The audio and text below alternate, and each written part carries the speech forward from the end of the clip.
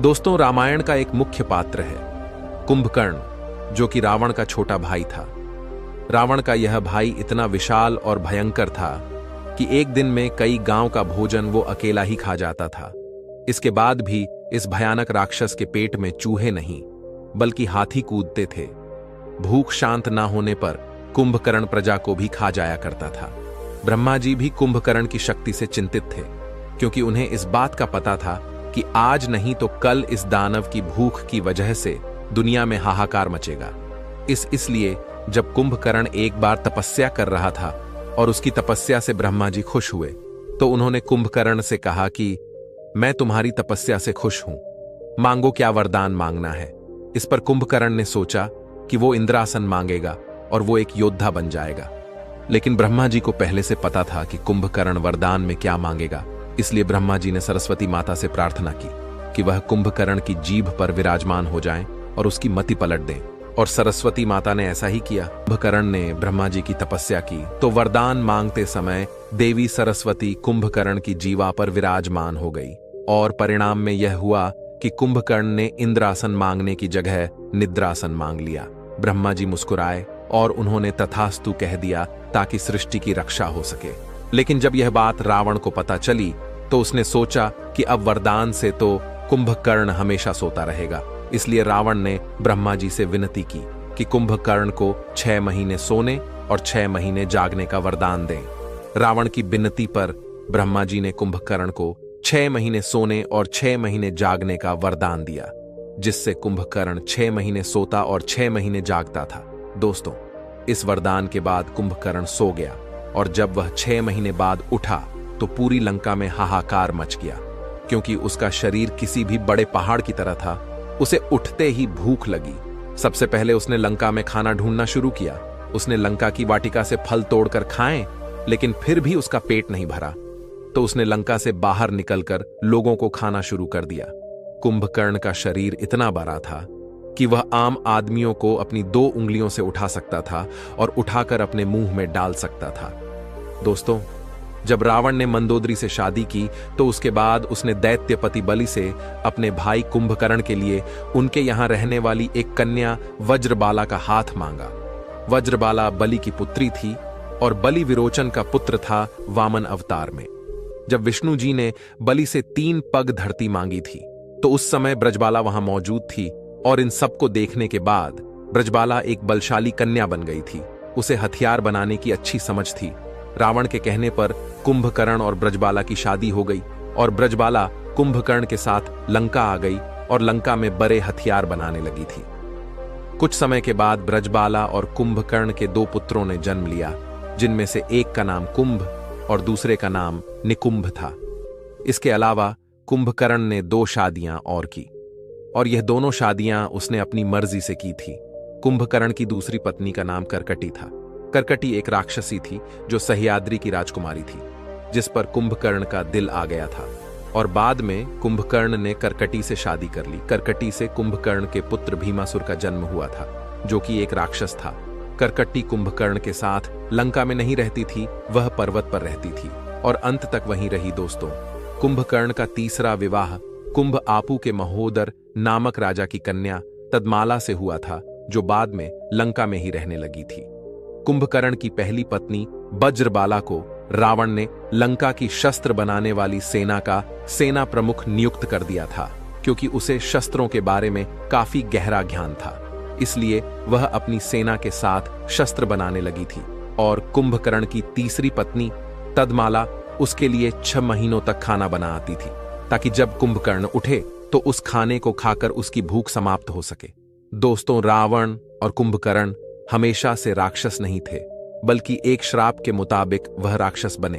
धर्म ग्रंथों के अनुसार भगवान श्री विष्णु के दरबार में जय और विजय नाम के 2 द्वारपाल थे।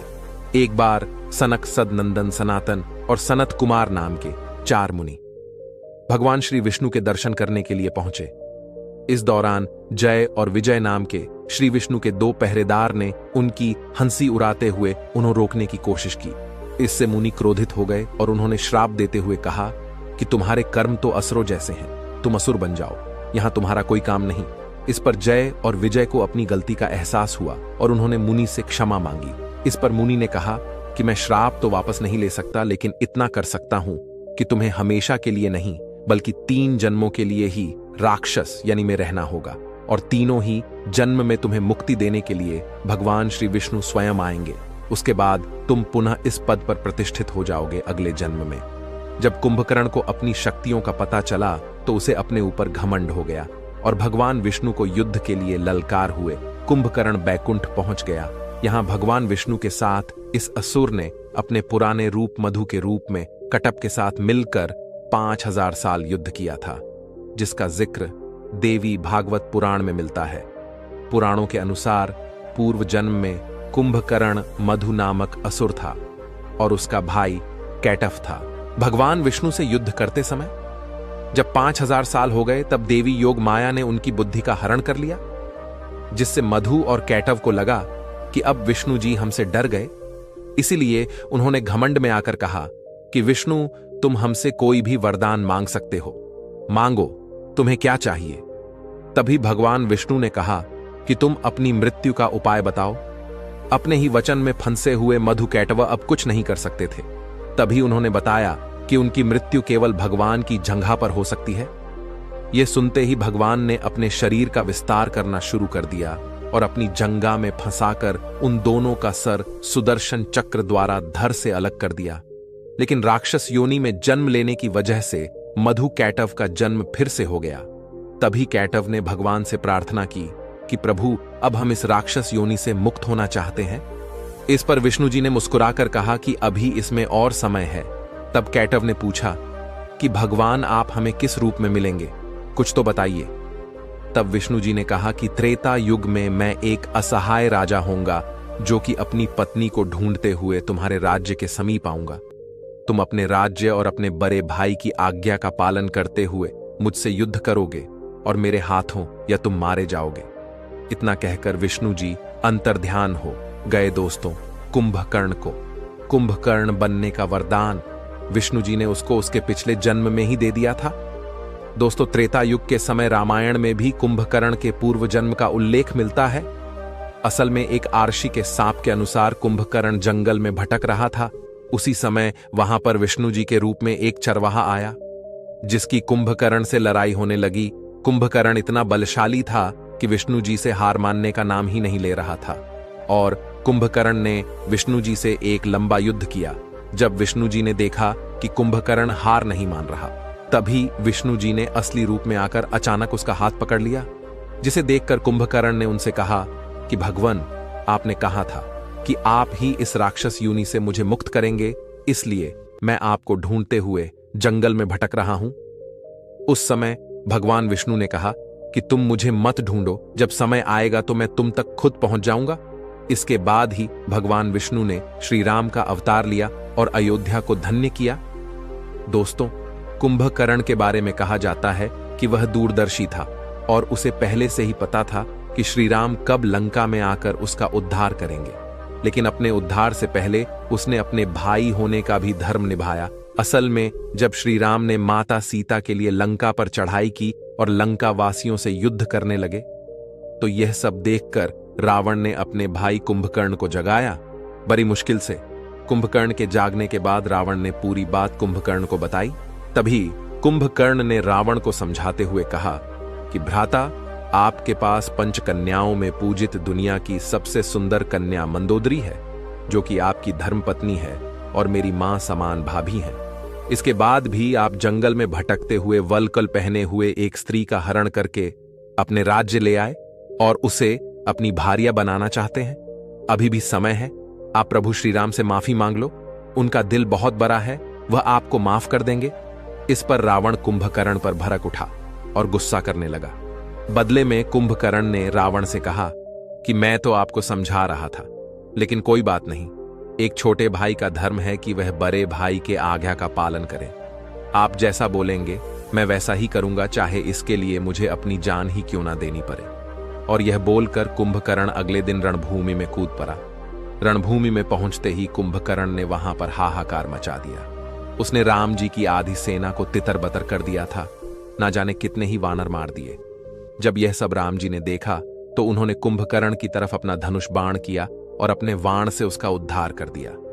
कुंभकर्ण के मरने के बाद रावण दुखी था क्योंकि उसने अपना भाई खोया था, लेकिन रावण से ज्यादा दुखी कुंभकर्ण की पत्नियां तदमाला और व्रजबाला थीं। लेकिन उसकी ये दोनों ही पत्नियां युद्ध में मारी गई थीं, क्योंकि ब्रजबाला और तदमाला दोनों ने ही श्री राम से प्रार्थना की थी कि उन्हें भी इस राक्षस योनि से मुक्ति मिल जाए, और राम जी ने बाद में ऐसा ही किया।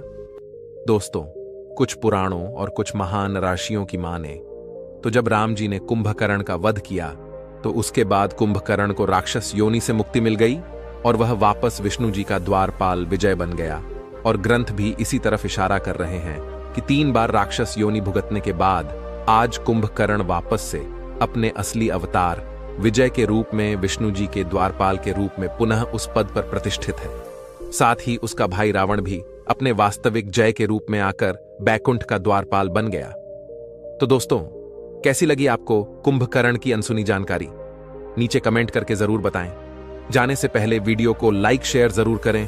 ऐसी ही और वीडियोस के लिए इस चैनल को सब्सक्राइब करके बेल नोटिफिकेशन को भी जरूर ऑन कर ले।